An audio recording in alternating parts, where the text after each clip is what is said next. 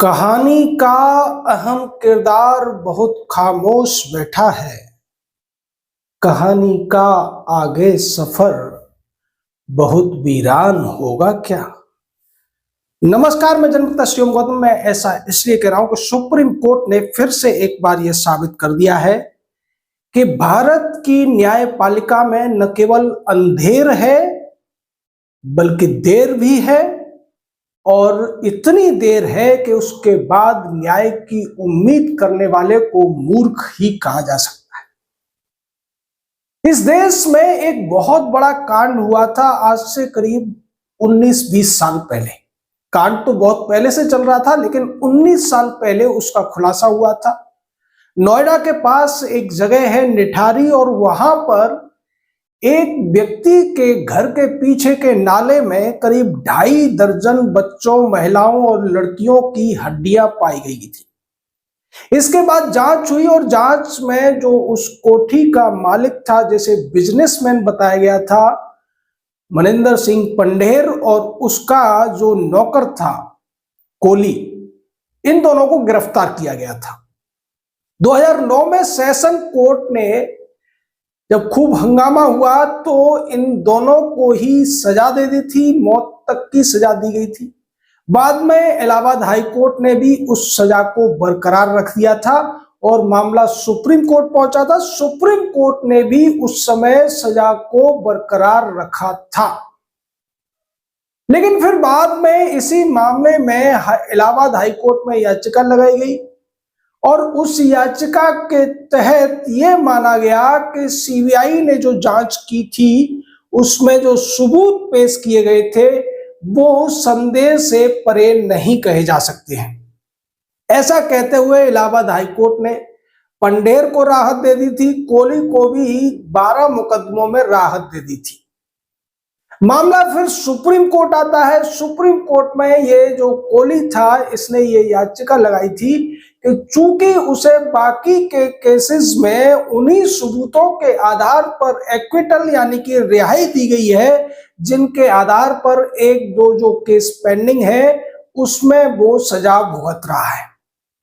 अब इस मामले की जो सुनवाई थी वो मई में होती है, और मई में सुप्रीम कोर्ट पंढेर और कोली को रिहा कर देता है। मामला फिर से आता है, एक केस बच जाता है, और कल जब सुनवाई हुई तो इस सुनवाई को कर रहे थे भारत के वर्तमान सीजेआई BR गवई, भावी सीजेआई जस्टिस सूर्यकांत, और उनके बाद तीसरे नंबर पर सुप्रीम कोर्ट की लिस्ट में आने वाले जस्टिस विक्रमनाथ।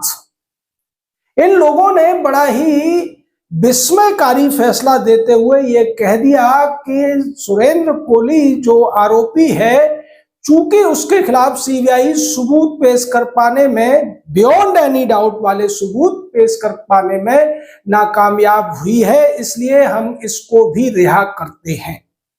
अब आप मानकर चलिए कि जो 27-28 जिनके अवशेष मिले उसके अलावा कहा तो यह जा रहा था कि उस समय उस इलाके में कम से कम 7 से 8 दर्जन बच्चे, बच्चियां, महिलाएं गायब हुई थी। उन सब का हत्यारा यही दोनों व्यक्ति थे।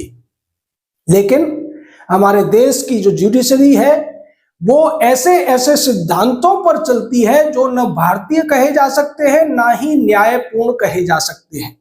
जिनमें से एक सबसे बड़ा सिद्धांत यह है कि guilt must be proved beyond any reasonable doubt, यानी कि जो अपराध है वो किसी भी संदेह से परे साबित होना चाहिए। और यही वो एक सिद्धांत है जिसका फायदा ज्यादातर डिफेंस के वकील उठाते हैं। वो बीच में से किसी एक कड़ी को कहीं से भी गायब अगर करा देते हैं या गायब हो जाती है तो आप समझ लीजिए कि अपराधी को सजा नहीं हो सकती। यहां एक और बड़ा तथ्य यह है कि ये जो दोनों ही अपराधी थे, इन्होंने इकबालिया बयान भी दिए थे। लेकिन हमारे देश की जो ज्यूरिस्प्रूडेंस है या न्यायिक प्रणाली है उसमें व्यक्ति के अपने द्वारा दिए गए बयान की कोई अहमियत नहीं है, चाहे वो पुलिस के सामने दे या कोर्ट के सामने दे, जब तक कि दूसरे सबूत उसके अपराधी होने की पुष्टि न कर दें। और यही बात इस मामले में भी हुई। लेकिन इस मामले में बी.आर. गवई की टिप्पणियां बहुत ज्यादा ध्यान देने योग्य हैं।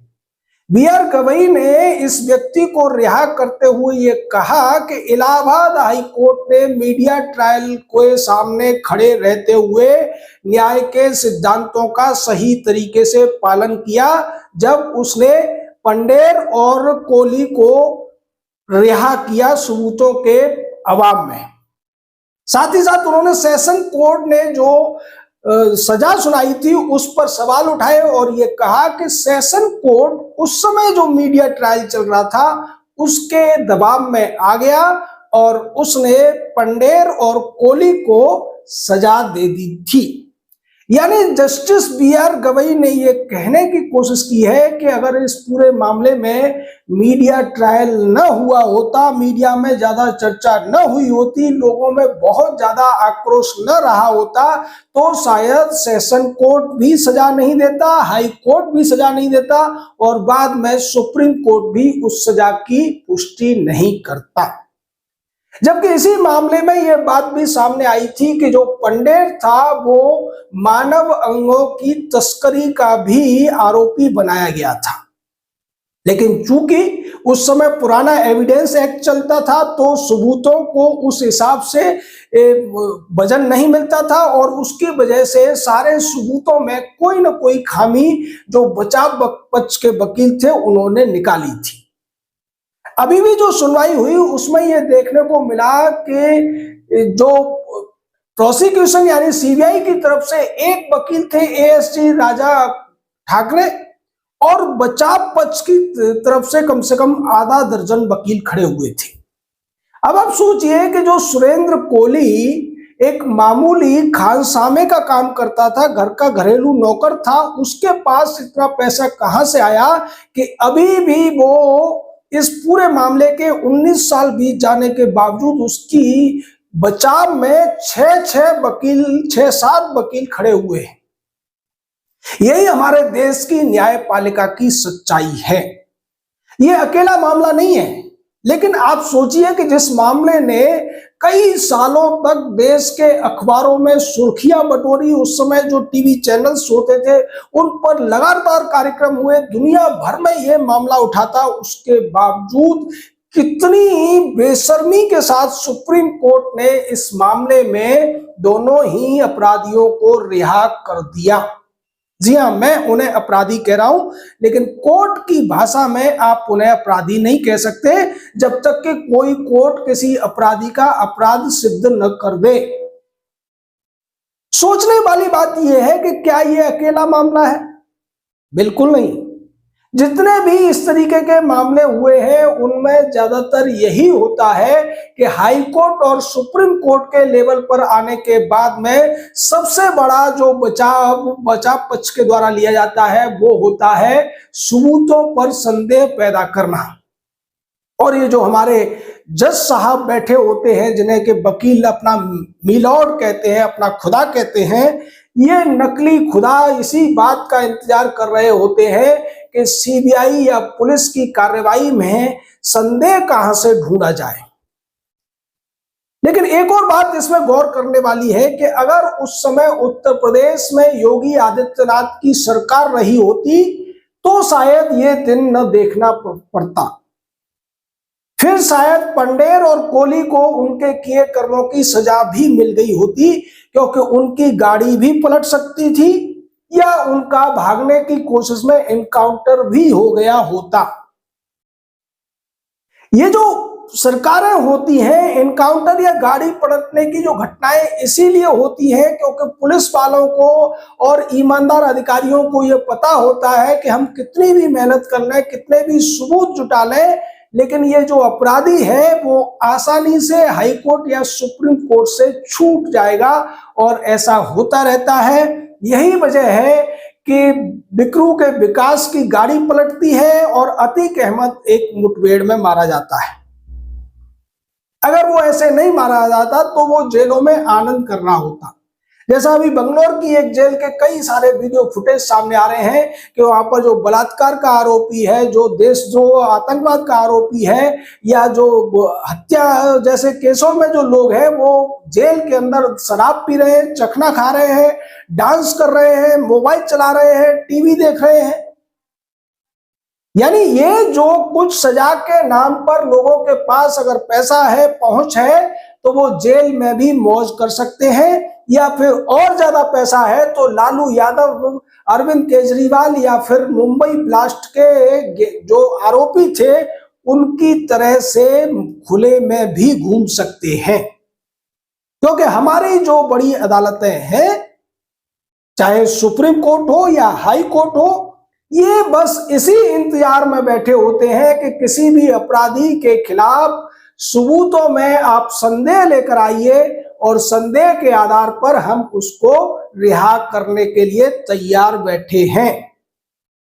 अब आप सोचिए, आरुषि वाला केस भी यही था, आरुषि तलवार का। उससे पहले जेसिका लाल जैसे तमाम बड़े बड़े केसेस हुए। जो सलमान खान का जो गाड़ी चलाने वाला केस था, उसमें भी इसी तरीके की चीजें सामने आई थी। यानी गवाह पलट जाते हैं, संदेह पैदा कर दिया जाता है, और जो अपराधियों के इकबालिया बयान होते हैं उसको आर्टिकल 19 के तहत खारिज कर दिया जाता है।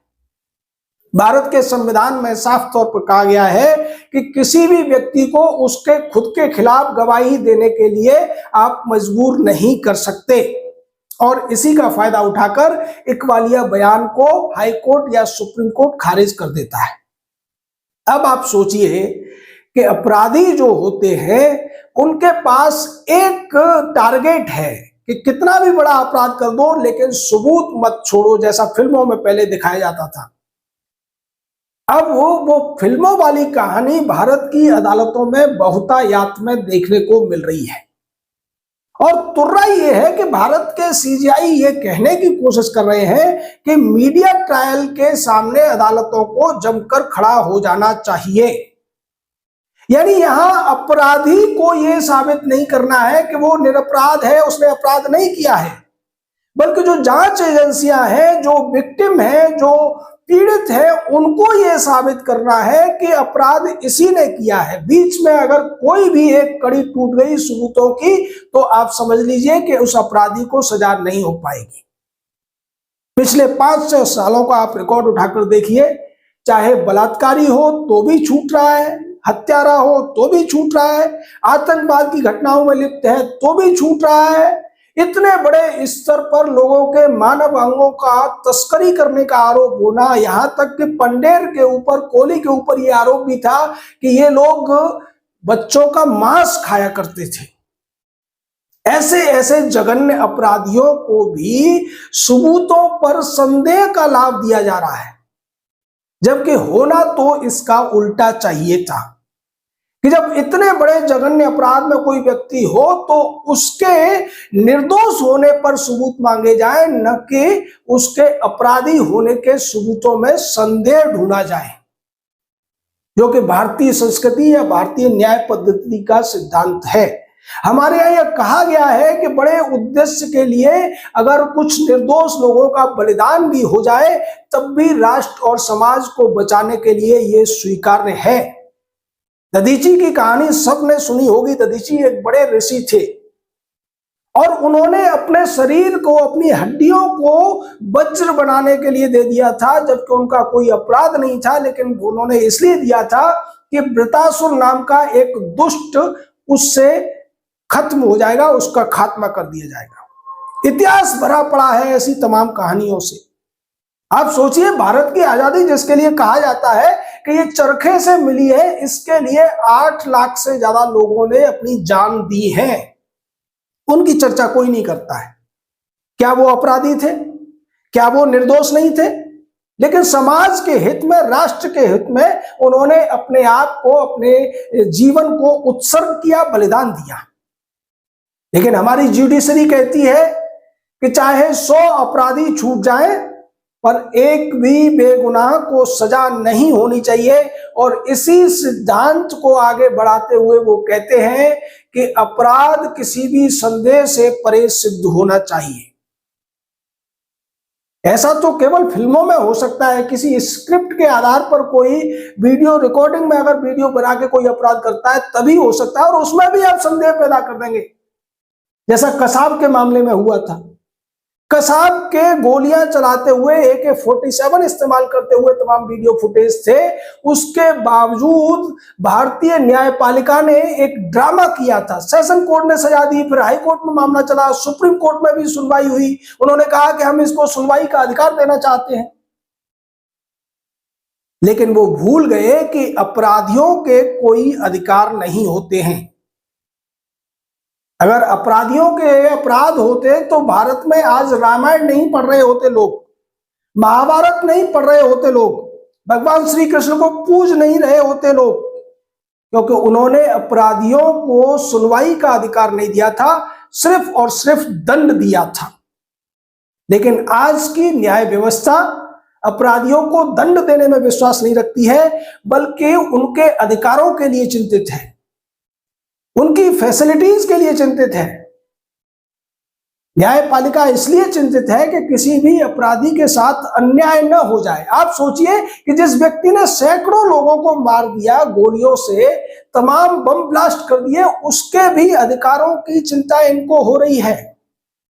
अभी जो कल की घटना हुई है, लाल किले पर जो बम विस्फोट हुआ या जो भी विस्फोट हुआ है, उसके भी अपराधी जब छोटी अदालत से सजा पाकर, हाई कोर्ट से सजा पाकर ऊपर जाएंगे यानी सुप्रीम कोर्ट में, तो आप समझ लीजिए कि वहां भी अगर डाउट पैदा हो गया तो आसानी से बच जाएंगे। यही वजह है कि उत्तर प्रदेश जैसी सरकारों को इनकाउंटर की स्कीम चलानी पड़ती है। उन्हें पता है कि बलात्कारी को भी आसानी से छोड़ दिया जाएगा, आतंकवादी को भी आराम से छोड़ दिया जाएगा, लेकिन यह सब चलेगा कब तक, ये इस देश की जनता को सोचना पड़ेगा। लोग कहते हैं सरकार क्या कर रही है? सरकार कुछ नहीं कर सकती, क्योंकि सरकार कोई कानून बना सकती है और कानून को खारिज करने के लिए ये लोग तैयार बैठे हैं।